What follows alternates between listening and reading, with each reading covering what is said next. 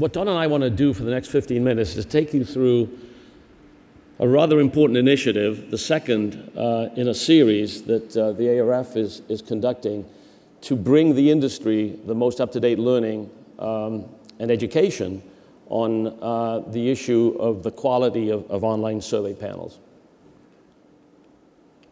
So if I can go to the first slide, please. So I don't need to tell you that online survey panels have become really, really important to this industry. In a relatively short period of time. They bring advantages of cost savings and scale to the industry. And here are some stats. Over the past 5 years, they've grown globally from $6 billion to $8 billion in total revenue. They represent more than a third of research spending in many countries and more than a half of all research spending in several countries. So clearly, they are very, very popular.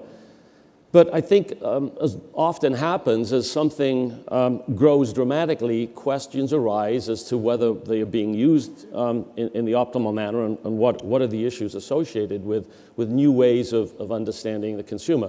And about 6 years ago, Kim Dedeker, then at Procter & Gamble, I think first brought to light, and I think deserves a lot of credit for raising some of the issues regarding the quality of these panels, and discussed the fact that at Procter they were finding that they couldn't replicate results across time within a particular survey supplier or replicate results across suppliers, and asked the industry to address the issue. And that led to the ARF deciding that they would respond to this request, and a study was run, a large one, in 2008, and I think the results then presented in 2009, and I'm sure a lot of you have seen the results of this. It cost about $1 million to produce this. There were a total of over 30 companies, both on the supplier side who provided services and on the buyer side providing cash to support the initiative.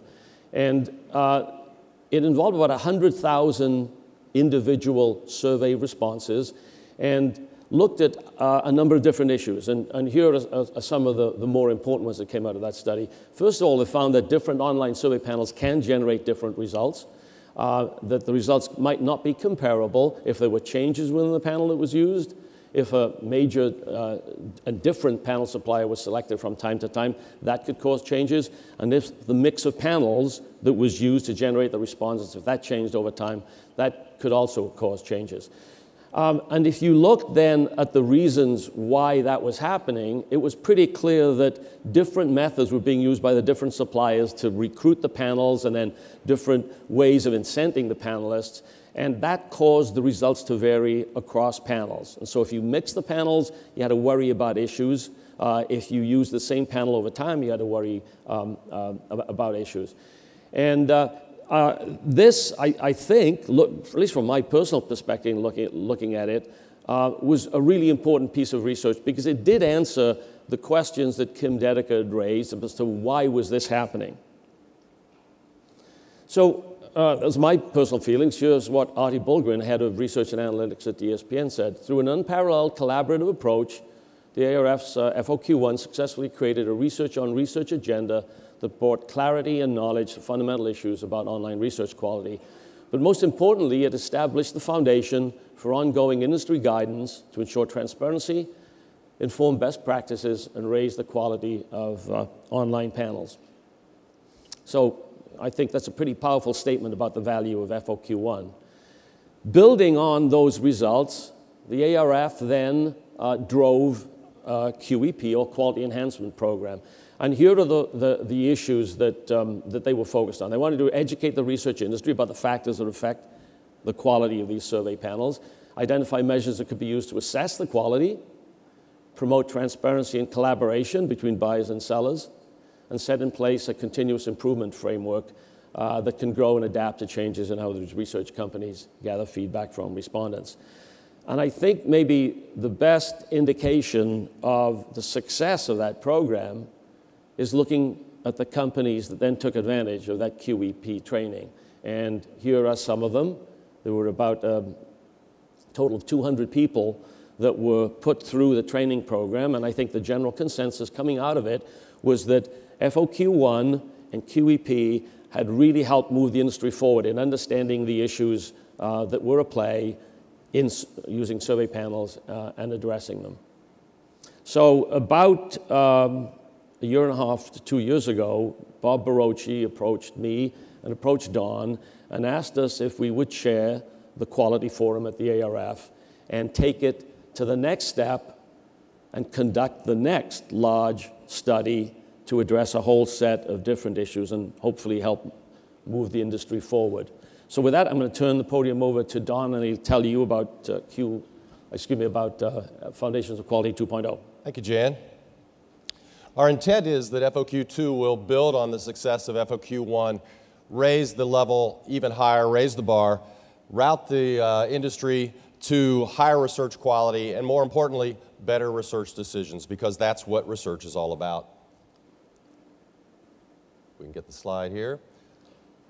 So what we're trying to study for FOQ2, what we intend to look at, is the impact of various panel management practices on research quality and ultimately on research results.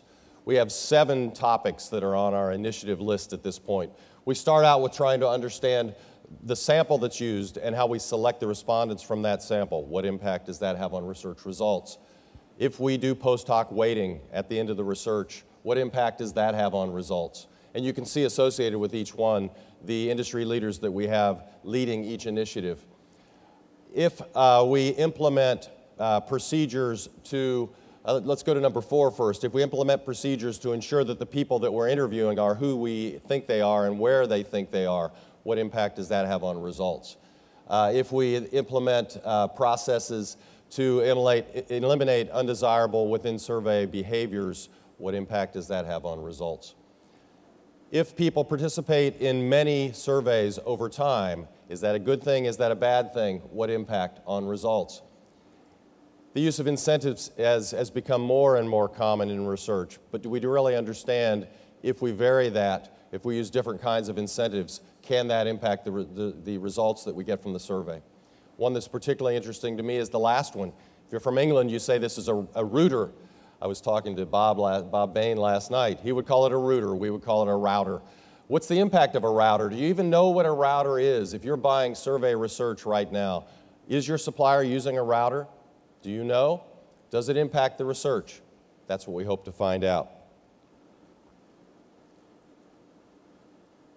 We need people to sponsor this research.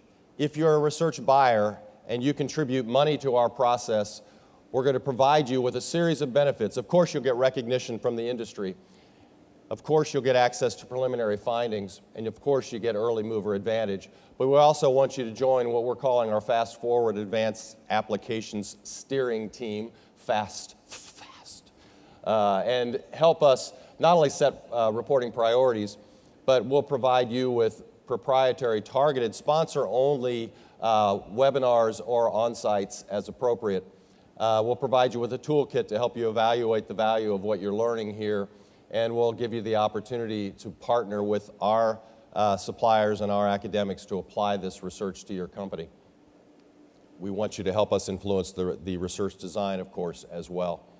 If you're a research seller, we want you to provide us with services, goods in kind, sample, and if you do that, we will provide you with publicity, access to findings, early mover advantage, and also proprietary supplier-only briefings that are focused on the results. We also will afford you the opportunity to participate in these kinds of events to share the learnings with the industry and, of course, influence the study design. None of this comes free. Just as Jan said that FOQ1 costs in the neighborhood of $1 million in terms of contributions in goods and services and money. This could be as much as twice that. So it's a huge investment for the industry, perhaps one of the, if not the biggest initiative the industry has ever undertaken. It doesn't come cheap, and we're asking research buyers to contribute $25,000 in cash. We're asking research suppliers to contribute $75,000 in value, time, goods and services, sample. Together, we believe that we have the opportunity to make a difference in the industry in a way that FOQ1 did, and what we believe will change the way research is used and the decisions that we make from it. So we want you to demonstrate your industry leadership, help us improve the accuracy of the research that we do and the quality of the decisions that we make on it. We want you to receive industry-wide recognition, and in doing that, we want you to help us design, run, manage this initiative, and gain some early mover advantages as well. Jan and I, as was mentioned, will be in the Insights Zone at 11 o'clock this morning. We'll have with us our team of leaders, George Terhaney and John Oren, Michael Fallig, Chuck Miller will join us. And we'll be there to answer questions about FOQ2. We'll be there to encourage you to join us as we begin this important initiative. And we look forward to having you do that. So please join us at 11 o'clock. Hit us with the hard questions. I'll throw all of those to George and others. I'll take the easy questions. Jan, you'll take the easy questions too, I suspect. And we thank you for your time this morning. We look forward to working with you on this important initiative. Thanks very much.